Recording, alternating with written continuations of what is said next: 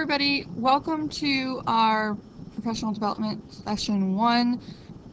This is flipping your classroom according to me, Mary Scully. So this is more about what I do in my classroom and how it works for me, and I'm going to try to explain it in a way that is not math central and it can be applied to any subject area that you guys teach. So this video is going to be pretty quick and a very quick overview, just like how I do my notes with my kids. If at any point you have questions, just go ahead and write them down on the side of your notes, and then after the video we'll have a huge Q&A demo session as well. Okay, so let's go ahead and get started. The first thing I want to talk about is how my classroom differs from a traditional classroom.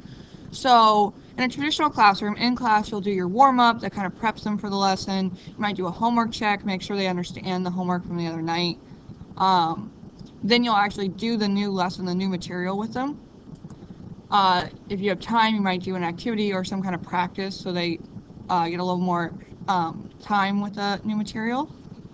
And then you might have an exit ticket to, like, as a check-in, make sure they understand it before they go home. And then at home, they'll get homework or more practice to do at home. In my classroom, we still have the same checkpoints. We still do warm-ups, homework checks, all that fun stuff. But the meaning behind each of them is a little different. So in class, what we do is we'll do our warm-up, but that's more of a review of the lesson they did the night before. Then I'll do the homework check.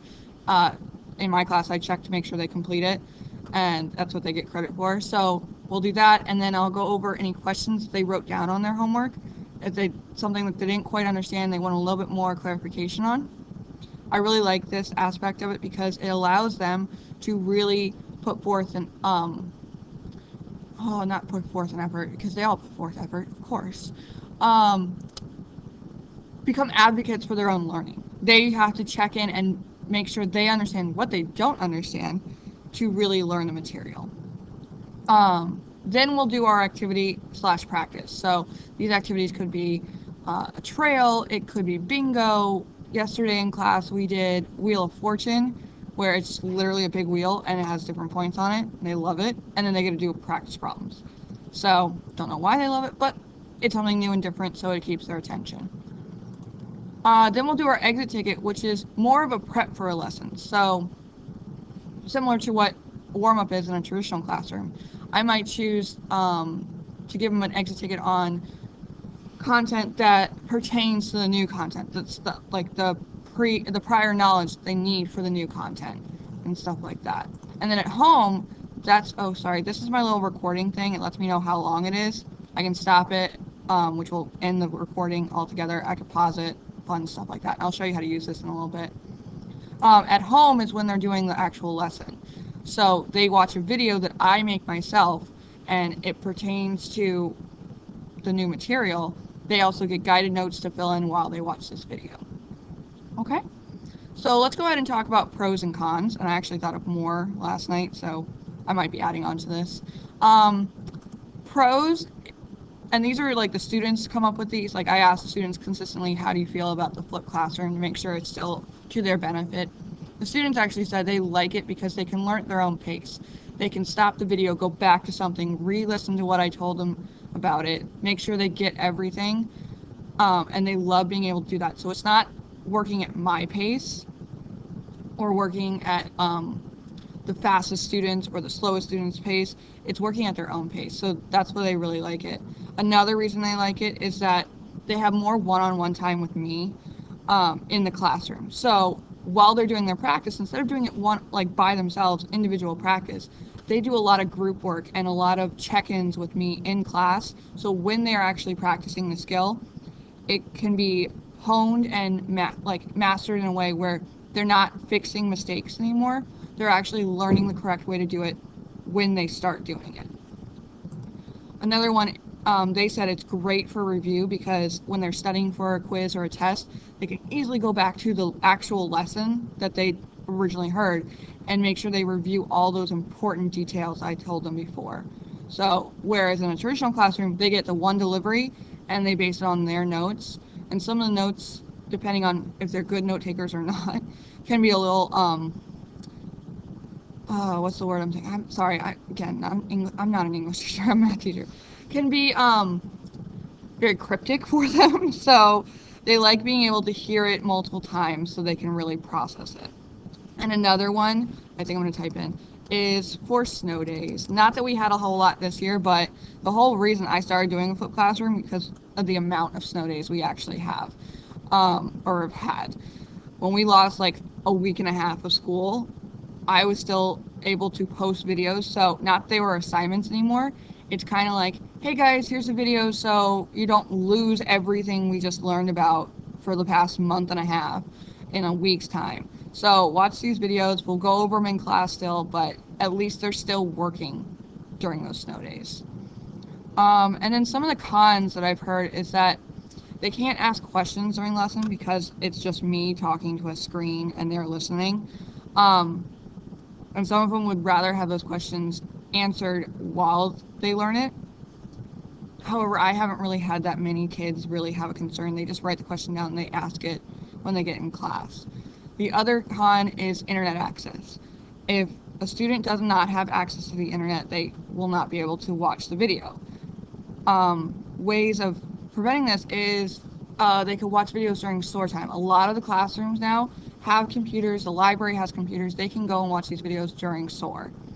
Also, if they have a smartphone, they can watch the videos because all my videos are uploaded to YouTube, and that's something they watch daily anyway. I still have not encountered a student who does not have access to YouTube. But I make sure at the beginning of the year that all of my students have internet access. I actually have them like fill out like a questionnaire. Do you have internet access at home? Yes. I talk to the parents during back to school night about flipped classroom and needing internet access, so they're aware as well. Okay, sorry, I gotta move this little recorder thing again.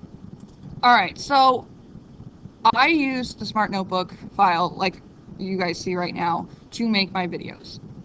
So what I actually do is I create my content in the Smart Notebook file, very similar, like what you guys see right now. This content that's on the file is very similar to, or it is your guided notes that you have in front of you. So you can do it by uploading, you can upload a Word document and actually have it very like copied to your, so it looks like, oh, I can't talk, I'm sorry, it's 7:30 in the morning.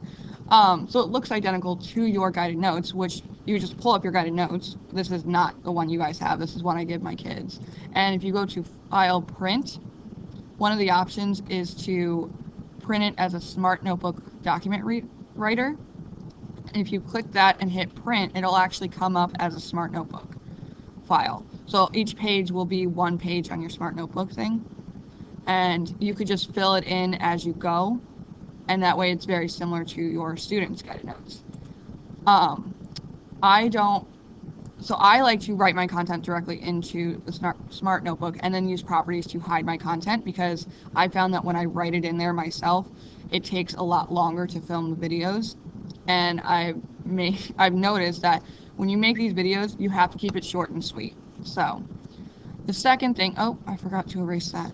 Oh well. Oh, things happen, and technology doesn't always like me, and the kids get used to it, so it's not a big deal. Then you're going to go ahead and use you're going to record your video using the camcorder icon on the bottom menu. So down here is where my menu is. Depending on your Smart Notebook, it might be up here, but this is a little camcorder or smart recorder or whatever. When you click it, this little window will come up and it'll have a big red dot, which means record. So you click that and it will start recording your entire screen. So pause just means it'll pause it. You could start it back up again. And stop is just stopping the entire recording, and then it will automatically save it as I don't even know what they're called, like a sound document or something. And then it'll have to download and all this other stuff, but it saves it onto your computer basically. So yep, save the video. That's all you have to do to work with Smart Notebook.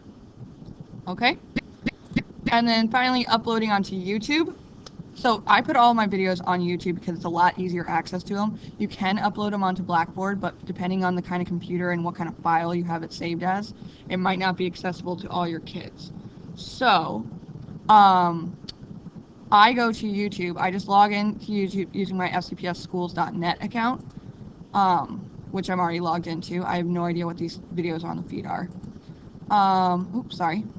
Then I'm going to go ahead and click the upload button on the top right, top right of the page, which is this little like upload button right here. You click it, and then you just go ahead and choose the file to upload.